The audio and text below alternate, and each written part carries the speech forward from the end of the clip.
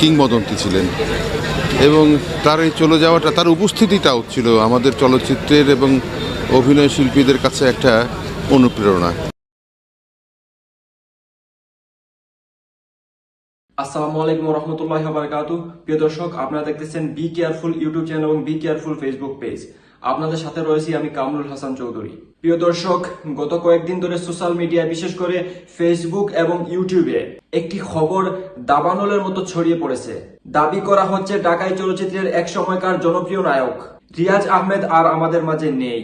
কেউ বলছেন তিনি অসুস্থ হয়ে মারা গেছেন, আবার কেউ বলছেন রাজনৈতিক অস্থিরতার শিকার হয়েছেন। কিন্তু এই খবরের সত্যতা কতটুকু? 5ই আগস্টের পর থেকে কোথায় আছেন এই অভিনেতা? কেনই বা তার ফোন বন্ধ?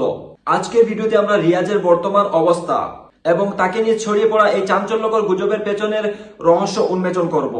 চিত্রনায়ক রিয়াজের মৃত্যুর খবর নিয়ে গত 2-3 দিন ধরে এক ধরনের দুয়াশা তৈরি হয়েছে। বিশেষ করে নেট দুনিয়ায় তার জানাজা বা শোকের আবহ তৈরি করে অনেক ভিডিও আপলোড করা হচ্ছে। কিন্তু আপনাদের জানিয়ে রাখি, এখন পর্যন্ত কোনো নির্ভরযোগ্য সংবাদ মাধ্যম বা বাংলাদেশ চলচ্চিত্র সমিতি তার মৃত্যুর কোনো খবর নিশ্চিত করেননি। এমনকি রিয়াজের স্ত্রী মুশফিকা টিনা একটি গণমাধ্যমকে জানিয়েছেন যে রিয়াজ যেখানেই আছেন ভালোই আছেন। সুতরাং তার মৃত্যুর খবরটি এখন পর্যন্ত স্রেফ গুজব আর কিছু নয়। প্রশ্ন উঠতে পারে, তিনি যদি বেঁচে থাকেন তাহলে সামনে আসছেন না কেন? দর্শক, আপনারা জানেন যে গত 5ই আগস্ট ছাত্র জনতার গণ অভ্যুত্থানের পর থেকেই দেশের রাজনৈতিক প্রেক্ষাপট বদলে গেছে। রিয়াজ আহমেদ গত কয়েক বছর ধরে আওয়ামী লীগের রাজনীতির সাথে সরাসরি যুক্ত ছিলেন। শেখ হাসিনা সরকারের বিভিন্ন উন্নয়নমূলক কর্মকাণ্ডের প্রচারণায় তাকে প্রথম সারিতে দেখা যেত। বিশেষ করে চট্টগ্রামের জলাবদ্ধতা নিয়ে তার মন্তব্য এবং 24-এর ছাত্র আন্দোলনের সময় তার বিতর্কিত অবস্থান ভক্তদের মনে ক্ষোভের সৃষ্টি করেছে। আন্দোলনের পর থেকেই তিনি নিজেকে জনসম্মুখে আসা থেকে গুটিয়ে নিয়েছেন। শিল্পী সমিতির সদস্যরাও নিশ্চিত নন তিনি বর্তমানে ঠিক কোথায় আছেন। কেউ ধারণা করছেন তিনি দেশেই আত্মগোপনে রয়েছেন, আবার কারো মতে তিনি সীমান্ত পেরিয়ে প্রতিবেশী দেশে আশ্রয় নিয়েছেন। একজন সফল পাইলট থেকে জনপ্রিয় অভিনেতা হয়ে ওঠা রিয়াজের ক্যারিয়ার ছিল ঈর্ষণীয়, কিন্তু রাজনীতির মাঠে সক্রিয় হওয়াটাই কি তার ক্যারিয়ারের জন্য কাল হয়ে দাঁড়ালো?